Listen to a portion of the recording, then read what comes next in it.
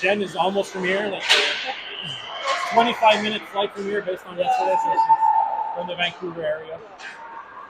With that being said, how exciting is it to kick off the tour with Seattle and Vancouver? Obviously, two cities that you probably know a little bit about at least. Yeah, I'm really excited. I think bringing hockey to the West Coast is something that everybody around North America has wanted to do, and so to have this West Coast tour to show all of the girls and all the people out here what the PWHL is, it's really cool, and it's just going to be really special and surreal to get to play near a lot of family and friends as well. Obviously, the Kraken are somewhat new, but what have you thought about just being around the facilities here at the Iceplex? Yeah, I think all of us were in awe when we walked in. It's brand new. It's a pretty nice place, and all the staff and everyone's been really welcoming. And just to see the whole community of Seattle right here and welcoming us and cheering us on, it goes to show how important doing this West Coast tour really is. And then, someone who knows, obviously Seattle and Vancouver a little bit more than your teammates. Well, what are you looking forward to with tomorrow's game and then going up to Vancouver? Is it the crowd? Is it, seeing folks What are you looking forward to with these two games to start the tour? Yeah, I think just the greater importance of these games and being inspirations for all the younger girls growing up on the West Coast. I know I've heard from a ton of different people and all the girls' organizations that I played for that are around me that are coming to the game, and PCAHA, which is in charge of our entire girls' organizations, they have a blackout on January 8th in Vancouver, so there's no hockey being played so that everyone can attend our game or be watching it on TV, so it's going to be pretty special, and I think that's just one of the most important things, but also getting the opportunity to play in front of my family and friends is going to be something I've dreamed of my whole life. How many family and friends do you have coming?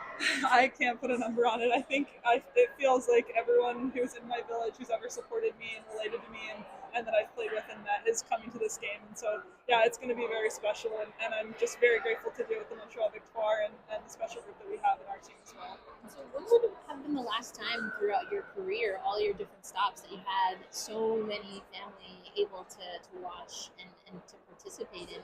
It's going to be a special night. Yeah, I think really the last time I played in Vancouver was on my high school team in grade 12, and that was way back in 2019. So I think that way back then the scale was different as well. It wasn't what it is now, and female hockey didn't have the eyes that it did. And so to get to play in this professional league in Vancouver, to know it's a sold-out arena, and to know that there's going to be a lot of familiar faces in there is just really special and really inspiring. And I hope one day Vancouver gets a team for themselves as well. I wanted to also ask you, around this time last year, the league just getting started. What could you say, just thinking about this Montreal team this year, have been some of the biggest strides for the team, and what is kind of powering this team to really get to where you want to be? Yeah, I think the resources, our staff, the girls in our locker room, I think it's all been unbelievable and just welcoming. I think all of us newcomers can say right from the start we felt welcomed with open arms, and that's pretty cliche to say, but it's really true when you look around our locker room and the girls that we have. So it's been an unbelievable experience, and like I said, I wouldn't want to take on this West Coast tour with anybody else. Obviously today at practice, tons of fans cheering you guys on at practice, and that's going to be double, triple tomorrow at the arena. How are you feeling about that? Yeah, it's going to be special. I think it's cool because probably most of these fans have never seen a PWHL game live in person as well. So I think that, the energy is going to be electric from them, and just the excitement that's going to come from that is going to be incredible. And I'm really excited. I hope there's lots of Montreal fans there. And what is your message to young girls who are seeing professional hockey for the first time and kind of seeing that this is something they could do? Yeah, I think just take it all in. I think some of the best advice I received was to blaze your own trail, no matter what that looks like, no matter where you're from, if there's girls hockey, or if you have to play with the boys. I think keep pushing and play for the love of the game. And it's really special. This is a really cool opportunity. And just to be part of this era where there is a professional men's hockey league is so special. What is the challenge when you're facing a festive atmosphere, neutral site, but this is actually a game that counts in the standings, so it's a regular match? What is the challenge of getting caught up in an event as opposed to playing a game?